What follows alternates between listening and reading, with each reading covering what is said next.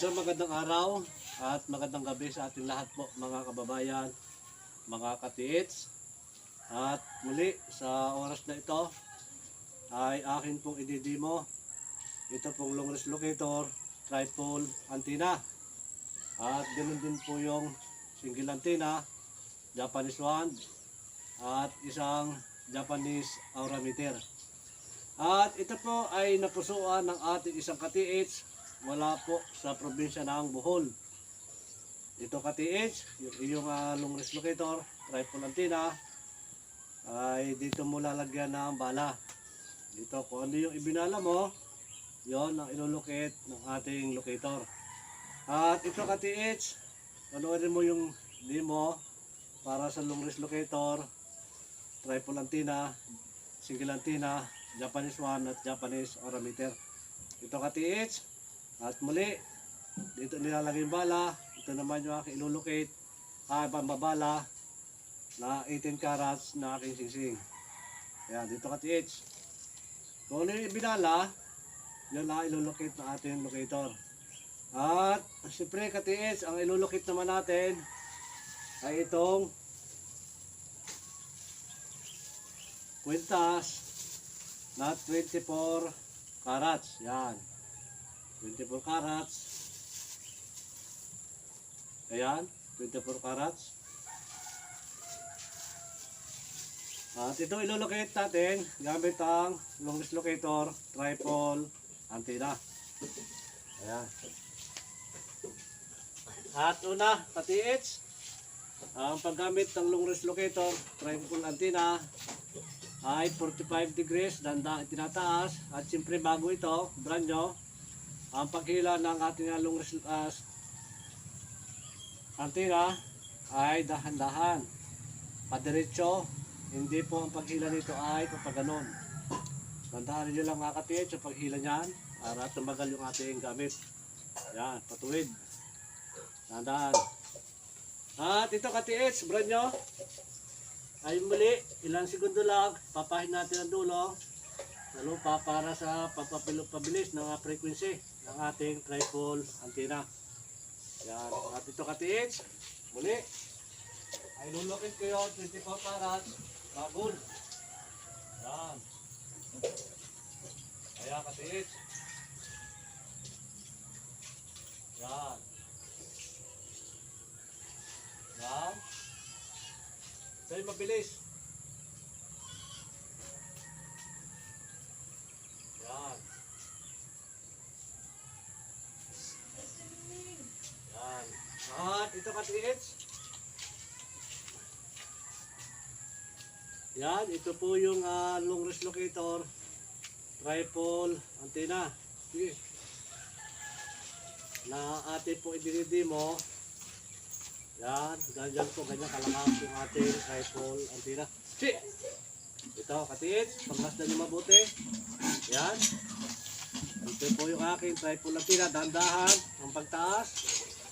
Yan, 45 degrees at hayaan siyang gumalaw ng kanya. Yan.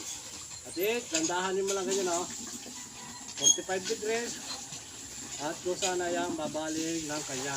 Yan. Yan. Baling na yan.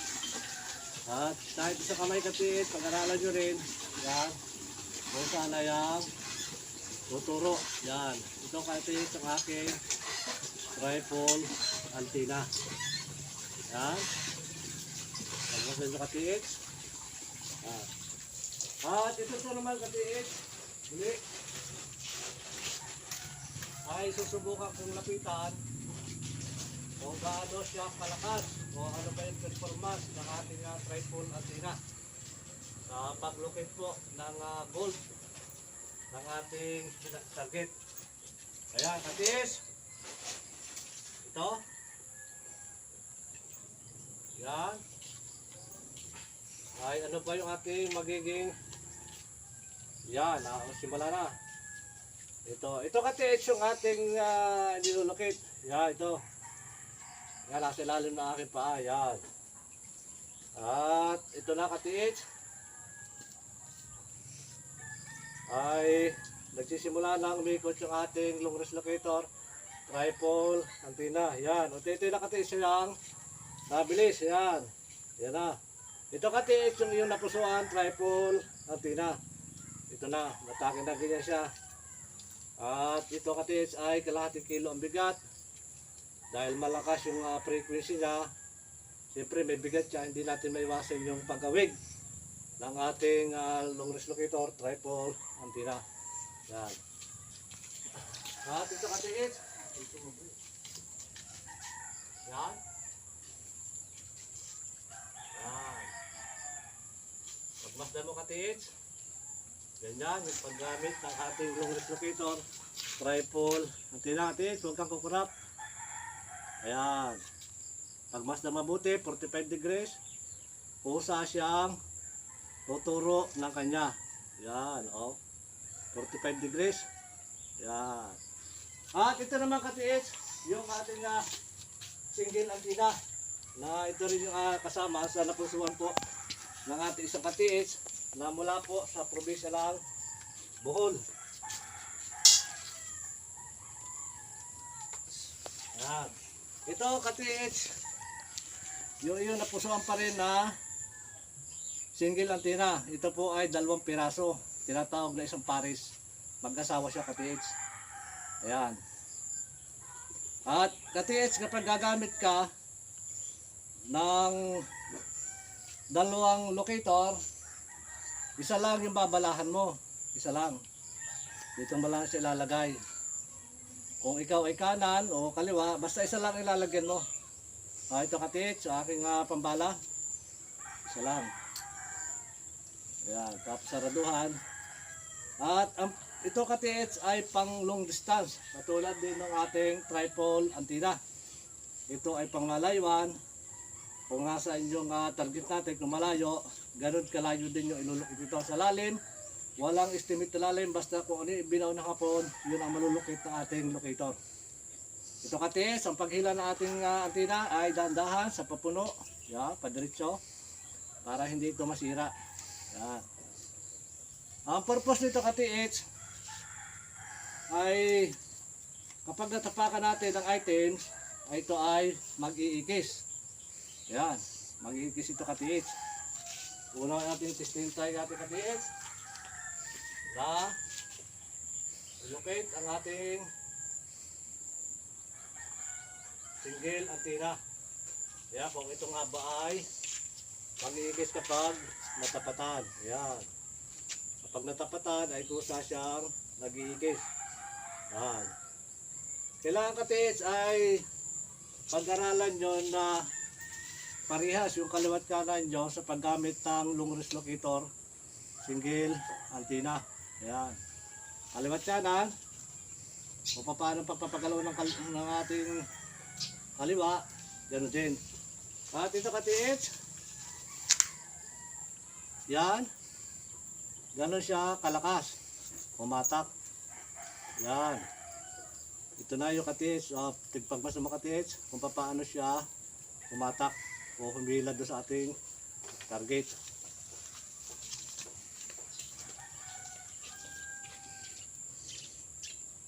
Yan.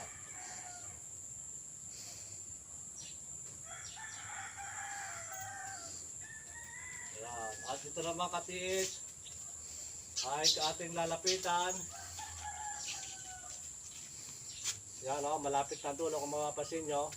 Kapag siya ay natapakan na natin ng itis, natapat na natin, dyan ay kusa na siyang mag-iikis katiits. Yan o. Yan. Yan. Ito katiits, dadahan, parihas, kaliwat kanan, 45 degrees, yan ay mag-iikis. Kusa katiits siya mag-iikis kapag natapatan natin. Yan. Ngayon, lalabas naman ako sa kanya. Yan, nasa labas na ako. At ito naman katiits ay bumabalik. Yan na, dahil natalikuran natin ang items. Yan. At ito katiits, kapag yan, natatapatan na natin. Ito katiits yung single antenna. At ito naman katiits, muli.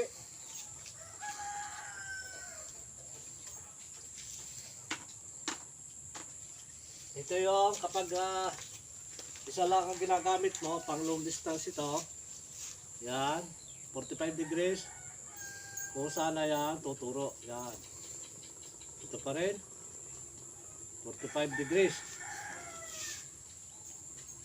Yan, malakas ang hatak niya.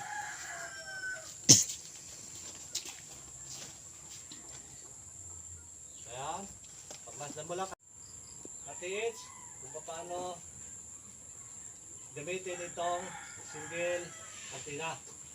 At ito katiits, muli 45 degrees, tanda pataas. Ganyan ang paggamit ng single antenna. Yan. Yan. Hindi pa katiis na stop sa taas, natigil, nakusa na siyang nahila. Yan.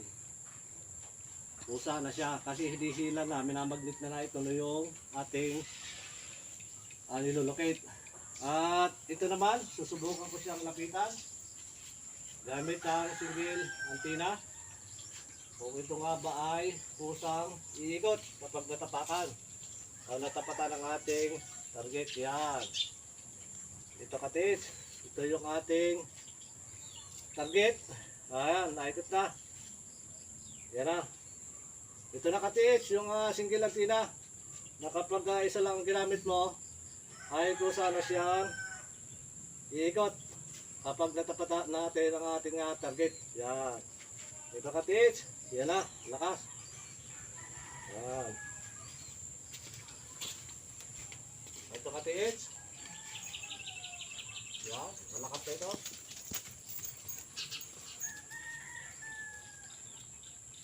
Ito katiits ay naipahid ko na kanina yung dulo nito kanina sa lupa.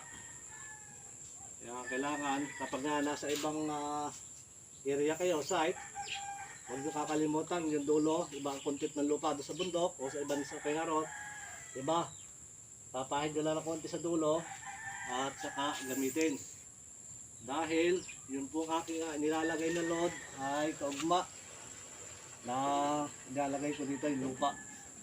May kaugmang lupa na ilalagay ko pampalakas ng paghatak po ng ating single antenna o anumang klase po ng aking ginagawa. Ito katiits. Yan. Kung sana po yung yan. Ito katiits, yung ating target. Yan. Kung sana yan mga katiits. Kung sana yan. At ito naman katiits, yung aking gagamitin. Itong Japanese 1.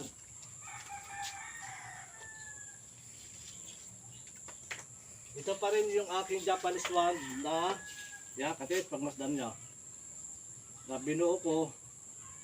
At ito pa rin yung kasama na napusuan ng ating guys sa katiits mula po sa probinsya ng Bohol.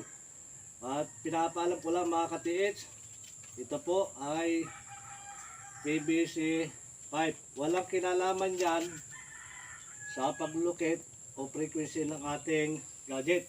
Puluhan lang po yan, bahay o kahan ng ating ginamit sa Japanese 1.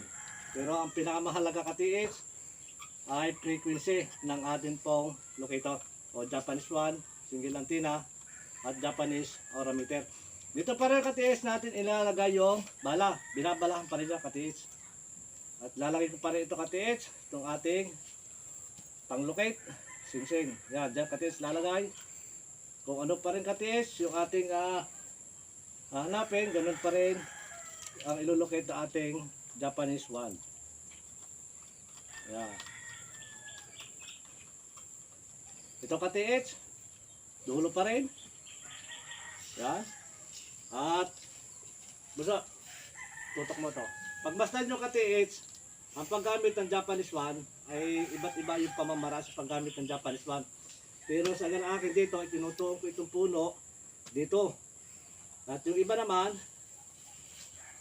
palad, yan, sa pusuhan at kapit dito. Pagayon, yan. Ganon. Pero katiits, nasa inyo na kung ano yung paggamit nyo ng Japanese 1. Ito katiits, mula sa Japanese 1 natin, pagmasdan yung dulo, kung gaano siya kabilis. Yan. Kung gaano siya kabilis. Ito katiits, tulad din At ganyan. Yan.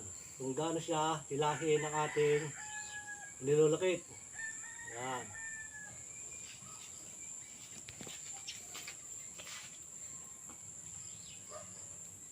Yan o. Katits. At kapag naman ito katits ay nasintruhan o tapat mo lang papaganyan, malalaman nyo katits kung paano ang paggalaw nitong Japanese rod. Halimbawa katits, ito ay diretso, yan ang ating items.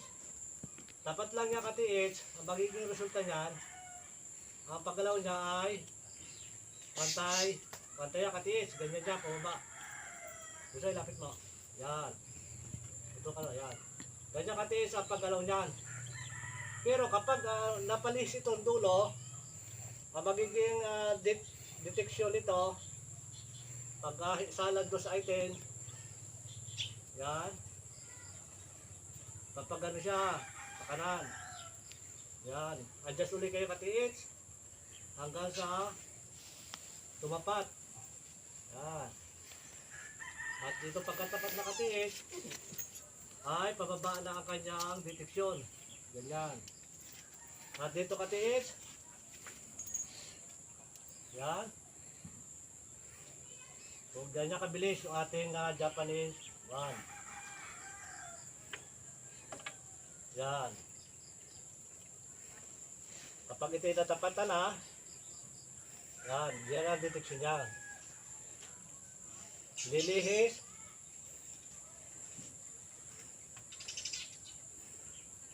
Yan. Pag ano siya, pakanan. Pag dito, yan. At pag natapatan, pababa na siya katiis. Yan. At ito katiis, kapag natapatan natin, ito ay kusang iikot. Yan. Kusa siyang iikot. Yan. Mabilis ito katiis.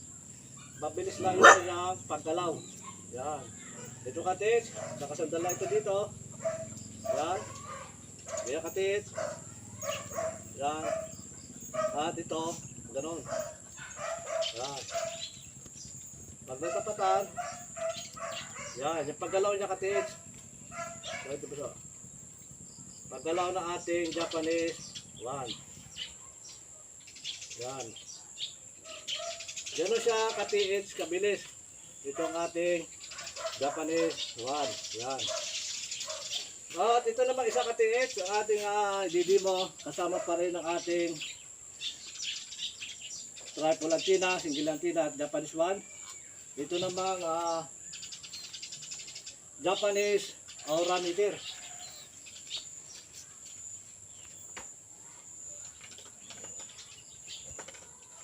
Ito katiits yung ginawa kong Japanese aura meter. Na kapag nasa ilalim na tayo at alangan yung paggamit natin ng Japanese one dahil sa sobrang haba. Ito yung katiits yung aking ginagawa. Pwede sa pang babae, pwede sa pang lalaki. At pwede yung katiits, Japanese aura meter. Na yung version ng ating Japanese one ay isinama ko sa ating Japanese aura meter. Pwede pahabain, pwedeng paiksiin. Yan. At ito katiits ay ang paglagay pa rin ng bala nito ay kahit kapitan ba lang dahil malakas na yung aking ginawa dito. Yan, kapit lang.